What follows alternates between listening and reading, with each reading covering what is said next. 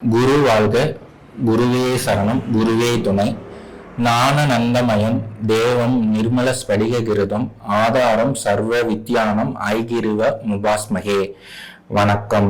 நான் உங்கள் ஜோதிடர் தாமரைக்கண்ணன். இப்போ நம்ம பார்க்க போகிறது 2025ஆம் ஆண்டுக்குரிய சனி பெயர்ச்சி பலன்களை பார்க்குறோம்.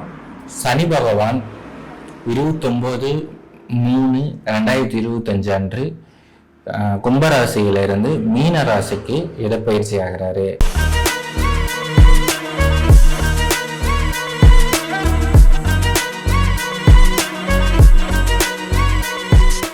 ரிஷபராசி அன்பர்களே, இதுவரையில 10ஆம் இடத்துல சஞ்சாரம் செய்த சனி பகவான் 29/3/2025 அன்று உங்களுடைய லாபஸ்தானமான 11ஆம் இடத்திற்கு வருவதால் தனவரவு இந்த காலத்தில் மிக அதிகமாக இருக்கும். எண்ணிய எண்ணங்கள் அனைத்தும் நிறைவேறத்துக்கான காலகட்டமா இருக்கும். முடிந்த வரையில மற்றவங்க உங்க முயற்சிகளுக்கு ஒத்துழைப்பு தர்றதுக்கான வாய்ப்புகள் அதிகமா இருக்கு. நம்பிக்கையோட முன்னேற்ற பாதையில அடிவெடுத்து வைங்க, நல்லது நடக்கும். இழந்த பொருட்களை மீண்டும் கிடைக்கிறதுக்கான வாய்ப்புகள் இருக்கு.